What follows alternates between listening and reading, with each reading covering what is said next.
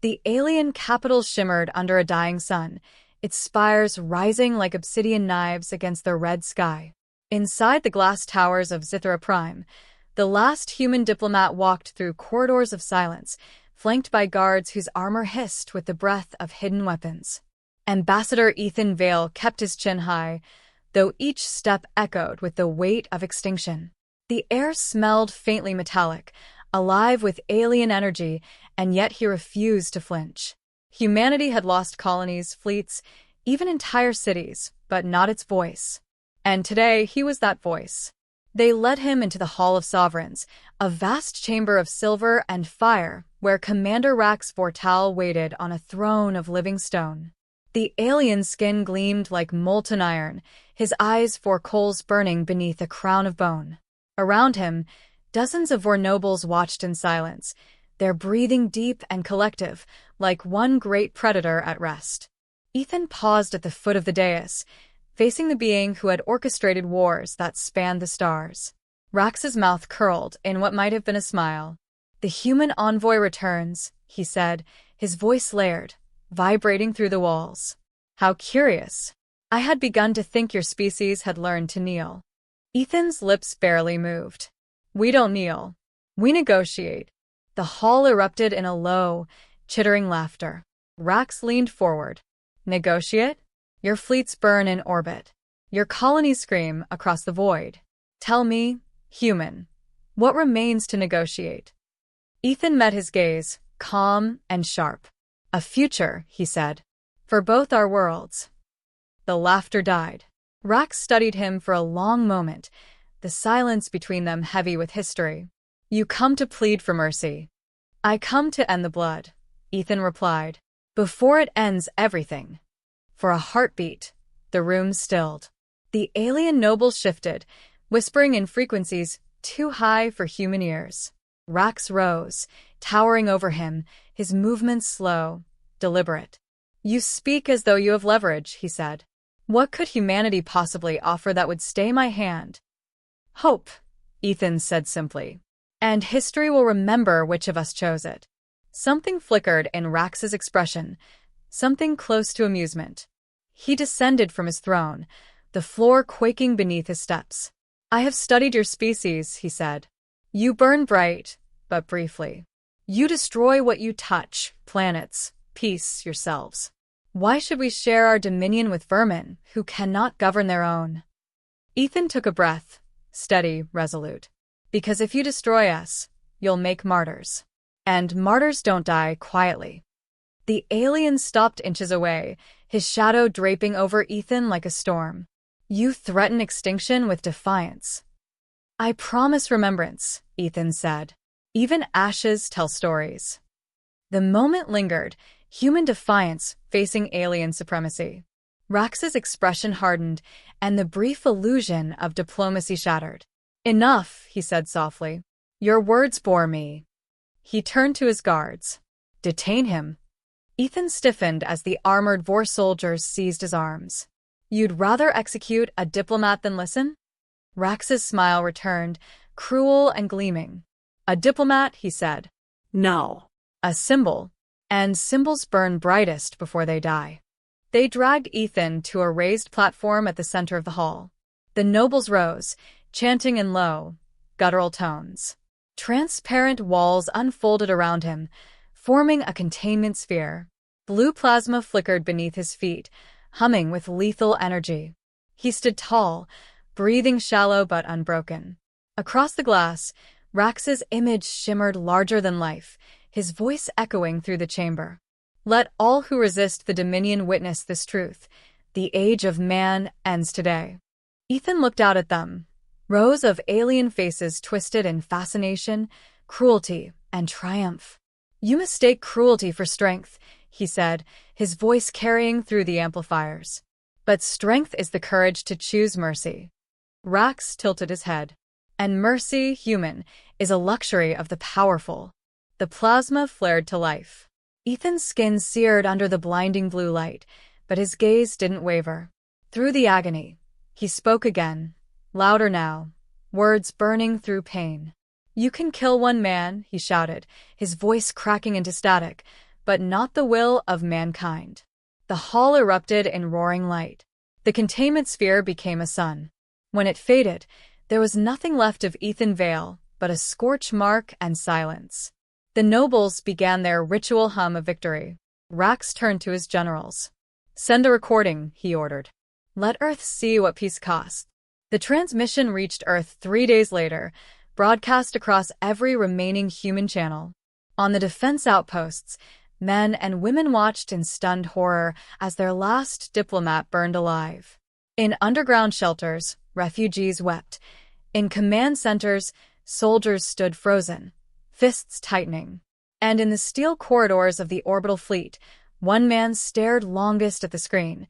Captain Leon Mercer, commander of the Solace Division and Ethan's oldest friend. He watched the diplomat's final words replay over and over, the sound of static filling the silence around him. He didn't blink, didn't move. When the transmission ended, he reached for the intercom. His voice came out cold and low, almost mechanical. "All units," he said, "prepare for immediate mobilization." Across Earth's orbit, the fleet came alive, thousands of ships powering up, weapons charging, engines igniting. Lights flickered on in the darkness, like the rebirth of stars. Leon stood at the viewport, watching as Earth's blue glow reflected against his face. "You wanted peace, Ethan," he whispered. "Now we'll give them the only thing they understand." Far across the void, in the alien capital, Rax Vortal turned from his window as his aides reported the human mobilization. He smiled, slow and sure. "Good," he murmured. "Let them come." In that instant, the last illusion of peace dissolved. Two civilizations stood on the edge of annihilation, driven by pride and pain, each believing themselves righteous. The fire that had consumed one man now reached across the stars, igniting a war that would burn worlds. And as the embers of diplomacy faded to ash, the universe held its breath, waiting to see what humanity would become when the light of mercy was gone. The broadcast spread through the human colonies like wildfire, replayed on every channel, burned into every screen. Ethan Vale's death became more than a tragedy. It became a spark. Cities erupted in riots, and recruitment stations overflowed with men desperate to fight. Across the orbital rings, the sound of sirens fused with the deep hum of mobilizing fleets. The world was changing, and the line between mourning and rage blurred until no one could tell them apart. Captain Leon Mercer didn't need speeches or orders. The image of his friend burning alive was enough. He had seen many wars, but this one felt different. It wasn't for land or power. It was for dignity. From the command deck of the Earth Defense flagship Aegis, Leon watched the sky darken with the silhouettes of ships ascending through the atmosphere. "How many are battle-ready?" he asked quietly, not taking his eyes off the horizon. General Aiden Holt, a man of stone and discipline, stood beside him with a data pad clasped behind his back. 62% of the fleet. The rest still waiting for refit. The colonies on Ganymede and Titan are reporting reinforcements, but it won't be enough. We're fighting an empire that's been building for centuries. Leon's jaw tightened. Then we hit them before they finished gathering. They burned a diplomat. Let's show them what happens when you burn hope. Holt looked at him for a long moment, measuring the words. "You're angry, Captain. So is every man under your command. But anger alone doesn't win wars." Leon finally turned, his eyes hollow but burning. "No, General." "But it's a damn good start." The first battles began within days. The human fleets met the alien vanguard at Mars orbit, where red dust and fire collided in silence. The Vor ships were faster, sleeker, wrapped in black plasma that shimmered like liquid glass. Human vessels fought with grit and chaos, their maneuvers reckless but furious. The void between worlds became a graveyard of drifting hulls. Even when the reports came in, losses in the millions, colonies burned to silence. Earth did not stop. In underground bunkers beneath the Andes, Dr. Elias Corrin watched the destruction unfold on a dozen holographic screens. Once chief of advanced propulsion, he now led what remained of the Earth Science Directorate. His hair had grayed, his voice hoarse from sleepless nights. Around him, Engineers worked with trembling hands, their faces pale under the glow of emergency lights. "We can't win this conventionally," he said, pacing. "They control hyperspace lanes. Their weapons outmatch ours by a generation. We need something unpredictable, something they won't see coming." An assistant hesitated. "Sir, are you suggesting?" Corrin cut him off. "I'm not suggesting. I'm surviving. Begin construction on the Exodus project." Half a world away, in orbit above the Pacific, the Aegis burned. Alien plasma had pierced her shields, ripping through decks like sunlight through paper. Alarms wailed, hull integrity collapsing. Leon staggered through the smoke-filled corridor, dragging a wounded soldier to the evac bay. The ship groaned, shuddering as explosions tore through its spine. He slammed his fist on the emergency control, sealing the hatch just as the hallway behind him collapsed into the void. Through the viewport, Earth glimmered below, blue and fragile, unaware it was living its final hours. The next morning, Rax Vortal's fleets arrived in orbit. The bombardment began at dawn. From the surface, the sky bloomed with fire. Entire continents vanished beneath waves of plasma. Oceans boiled. Cities became ash. Leon's evacuation shuttle punched through the atmosphere just as the capital turned to molten glass. His voice broke through static to General Holt's command frequency. "They're burning the planet. We need to fall back. Anyone still alive, get underground or get off-world." Static swallowed the reply. When the signal cleared, only silence answered. By nightfall, Earth was gone. The survivors scattered to the far reaches of the system, hunted and cornered. Moon bases fell. Mars went dark. The last functioning outpost, buried beneath the Antarctic ice, became a sanctuary for the few thousand who remained. Leon arrived there with a handful of battered soldiers and a haunted look that silenced every question. Dr. Corrin was already there, surrounded by blueprints and failing power cells. He didn't look up when Leon entered. "We lost everything." Leon stared at the holographic map, Earth's orbit now marked only by debris. "Not everything," he said quietly. "You're still breathing." Corrin turned toward him, eyes bloodshot. "You think that matters?" "Breathing isn't living, Captain. Not anymore." "Then let's make it mean something," Leon said. "What's this Exodus project I keep hearing about?" Corrin gestured to the massive structure on the holomap, a ship unlike any other, sleek, monstrous, a world unto itself. "An ark," he said, "big enough to carry 1,000 people and the genetic records of Earth. It can outrun anything they have, and it can hide where no one will ever find us. If we finish it." Leon studied the projection. "You're building a ghost ship." Corrin's mouth twitched into something that might have been a smile. "Maybe ghosts are all we have left." Weeks passed under the ice. The survivors worked day and night, welding metal with numb fingers, eating in silence. Above them, alien drones scoured the planet's surface, searching for signs of life. Each tremor of the ice felt like the world itself groaning in its grave. When the Erebus, the name Leon chose for the Ark, was finally complete, there were only 932 souls left to board her. Children, soldiers, engineers, and the last living fragments of a species that had once covered worlds. Leon stood at the ramp as the engines warmed, feeling the vibration in his chest. The ship's hull was black and scarred, built from salvaged wrecks and hope. Corrin approached, carrying a small metal box. "Vale's insignia," he said, handing it to Leon. "Recovered from the Aegis before she burned. You should keep it." Leon held the emblem in his palm, a silver circle scorched at the edges, the symbol of a vanished Earth. "He believed peace could work," Leon said softly. Maybe he was right. Maybe peace just needed sharper teeth. The deck lights flickered as the engines roared. Snow lifted in great plumes, spiraling into the night. As the Erebus rose, the ice cracked beneath it, sending fissures across the wasteland like veins of light.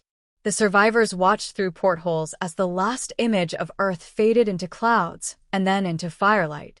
When the planet finally vanished behind them, Leon gave the order. "Set course for deep space. Random vector." No trails, no transmissions. Corin's voice was quiet. You think there's anything left to come back to? Leon didn't answer for a long time. Not yet, he said finally. But someday, someone will come looking for us. And when they do, we'll be ready. The engines flared blue, cutting through the darkness. Behind them, the broken world turned silently, half buried in ash and ruin. Ahead stretched the infinite black, indifferent and vast. The ship carrying humanity's last heartbeat disappeared into it, leaving behind a dead planet and the promise that its ghosts would not rest forever.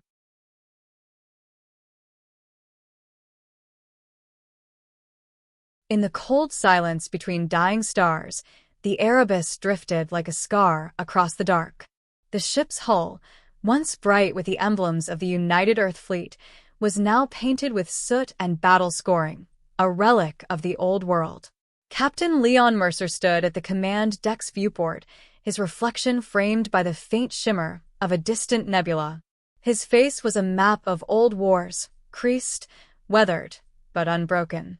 10 years had passed since the last human city burned, 10 years since Ethan Vale's screams had been broadcast across the system. Yet the echo of that day still pulsed behind his eyes, as alive as the first moment he heard it. The crew had long stopped calling themselves survivors. They were remnants, soldiers and engineers who had outlived purpose but not rage. Dr. Elias Corin, the ship's chief scientist, had spent a decade feeding that rage into equations. Once a gentle academic, he now moved through the ship like a ghost, speaking mostly to his instruments. His quarters were filled with blue holograms of alien schematics, plasma reactors, spinal cannons, genetic augmentations, all salvaged from dead warships they had ambushed in silence over the years. He had become something the old Earth might have feared, a man more machine than conscience. Corin's latest creation pulsed on the main deck in a containment field, a sphere of violent light, unstable, alive. Leon stepped closer, the heat pushing sweat from his brow. That thing looks like it wants to eat us, he said quietly. Corin didn't look up. It will, he replied, voice measured, almost reverent. If I can't teach it to hate what we hate. Leon folded his arms. You're talking about a weapon. I'm talking about redemption, Corin answered. Project Prometheus. Alien plasma converted through human systems. Their own technology turned against them. One strike could burn a world. One ship could erase a species. The words settled heavy between them. Leon felt the deck hum beneath his boots, the heartbeat of the Erebus, steady but tired. He thought of Ethan Vale's last transmission, his voice breaking through static. You can kill one man, but not mankind. It had been both curse and promise. What you're building, Leon said, it's not redemption. It's vengeance dressed in science. Corin finally looked up, his eyes sharp and sleepless. Call it what you want, Captain. But tell me, what else is left to us? Silence stretched, filled only by the low thrum of the reactor. Leon turned back toward the viewport, watching the cold stars slip by. There was no answer. Down in the barracks, Lieutenant Orion Vega watched as young recruits trained in simulated gravity, their movements brutal and efficient. He was the youngest officer aboard, barely 30, born in orbit after Earth's fall. He had never seen sunlight that wasn't artificial, had never breathed unfiltered air. To him, vengeance wasn't memory, it was inheritance. He paused the drill when Leon entered, the men immediately snapping to attention. At ease, the captain said, his tone low but commanding. He walked slowly among them, observing their hardened faces. No one smiled. They had forgotten what that meant. Dr. Corin thinks he's built something that can change everything, Leon said. He calls it Prometheus. But machines don't change things. Men do. He stopped before Vega. Do you believe we can still win? Vega met his eyes. I don't believe in winning anymore, sir. I believe in making them remember. Leon studied him, then gave a slight nod. Good. Because memory is all we have left. Days blurred into weeks. The asteroid colony, known as Sanctum 9, became a fortress of human steel. The forges blazed as fragments of alien wreckage were melted, reforged, and reborn into something neither human nor Vor. The sound of hammering echoed through the caverns, each strike a pulse of fury. The crew labored without rest, driven by something more primal than orders. When at last Project Prometheus took shape, even Leon felt the air shift. The ship rose from its cradle like a mountain torn from hell, a fusion of human architecture and alien power. Its spine glowed with coiled plasma reactors, its surface scarred with silver ridges that looked almost alive. Corin stood beside Leon as the final seals locked in place. "She's ready," the scientist said softly. "More than ready. The weapon core can destabilize a planet's mantle in 20 minutes.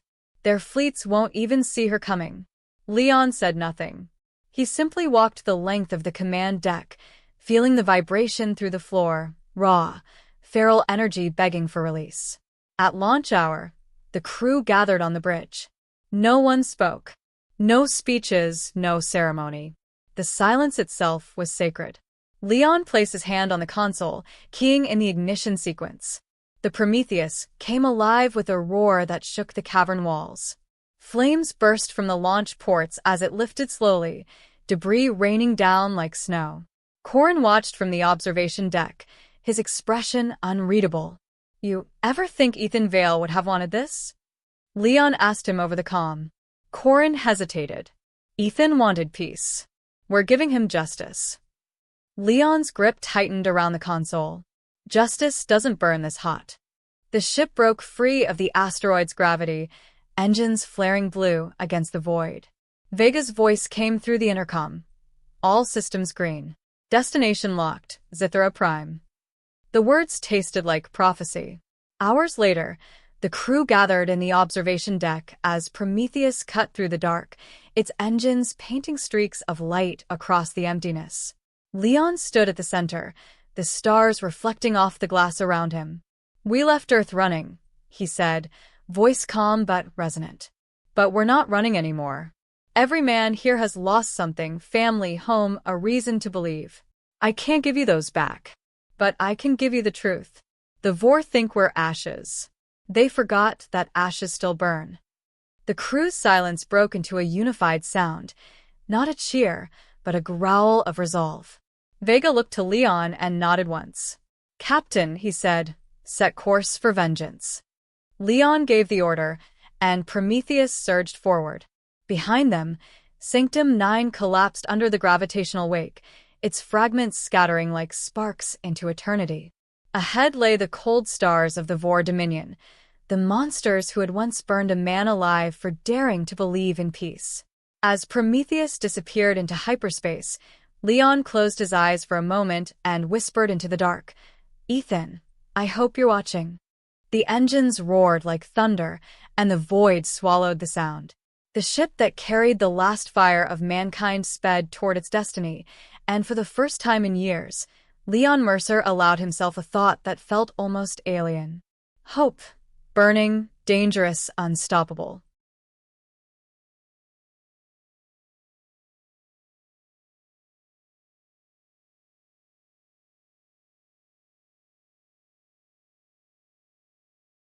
The black veil of hyperspace peeled away, revealing the alien capital world, Zithra Prime. Its surface glowed like molten glass, threaded with rivers of plasma and towers of obsidian metal that stabbed the sky. The Prometheus emerged from the void without a whisper, engines dimmed, its hull rippling with the refracted light of its own energy field. On the bridge, Captain Leon Mercer stood motionless, eyes fixed on the planet that had haunted his dreams for a decade. Around him, the crew waited, the silence taut enough to hum. This was the world where Ethan Vale had been murdered, where the age of diplomacy had ended in fire. Lieutenant Orion Vega monitored the scanners, his hands steady despite the tremor in his voice. Planetary Defense Grid Online. Fleet presence, 12 destroyers, 4 carriers. All Vor signatures confirmed. His gaze flicked to Leon. "We're outnumbered, sir." Leon didn't look away from the viewport. "We're not here to count them." His voice was iron drawn across stone. "We're here to end them." Dr. Elias Corrin entered the bridge, pale from sleepless nights and lit by the glow of his data pads. The Prometheus core is stable. We can fire once, maybe twice. After that, she'll start eating herself. Leon turned. Then we won't need 3 shots. Corrin's eyes glinted with both fear and pride. You've become exactly what they feared you'd be. Leon's reply was quiet. Good. The alien fleet detected them seconds later. Warning lights flared across the control panels as a storm of plasma fire erupted from orbit. The Prometheus shook under the first barrage, shields flaring bright blue. Vega shouted coordinates, the ship diving through the chaos, weaving between explosions that painted the void in red. Bring us in close, Leon ordered. Right into their teeth. Sir? Vega asked. You heard me. The Prometheus surged forward, tearing through formation after formation. Its cannons ignited with fury, each blast a sunburst that consumed entire cruisers. The crew felt the vibration in their bones, every strike echoing with the ghosts of fallen cities. In the command chair, Leon barely blinked, issuing commands with the precision of a man who had long since buried hesitation. Fire on the carriers, he said. Vega's fingers flew. Targets locked. Prometheus unleashed its main batteries, and 3 carriers vanished in atomic light. Alarms screamed, systems bled energy, and Corrin's voice cut through the chaos. Core containment at 70%. If we keep this up, she'll go critical. Leon turned his gaze toward the planet below, his expression unreadable. Then she'll die doing what she was made to do. The Vor flagship loomed ahead, a monstrous craft, all spines and crimson energy. At its helm was Commander Rax Vortal, the Butcher of Earth, the one who had ordered Ethan Vale's execution. On the alien bridge, Rax watched the lone human ship tear through his fleet with growing disbelief. He bared his fangs and hissed an order to fire everything. The void lit up. Prometheus was struck broadside, shield shattering like glass. Sparks exploded across the bridge, the floor tilting violently. Vega was thrown to the ground, blood tracing a thin line down his temple. Shields are gone, he shouted. Leon pulled himself upright, gripping the console. Then we go straight for the heart. Captain, Corrin began, but Leon was already moving. He keyed the command chair's interface and activated the boarding protocol. The Prometheus launched its spear pods, massive, spiked projectiles carrying soldiers and exocets, straight into the Vor flagship's hull. The ship groaned under the impact as the pods dug in and opened like metal petals. Within moments, human soldiers stormed the corridors of the alien vessel, their armor gleaming with the stolen blue of alien tech. Leon led the charge, plasma rifle in hand, boots pounding against the shifting deck. The air was thick with smoke and the stench of burnt ozone.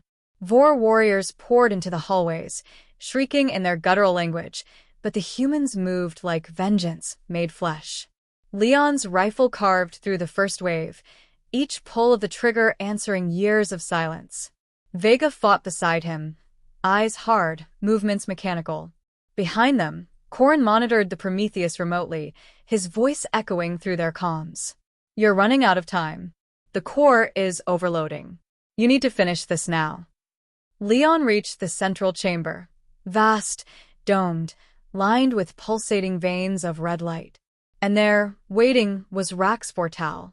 The alien warlord stood tall, armored in bone-like plating, his 4 eyes burning with dread.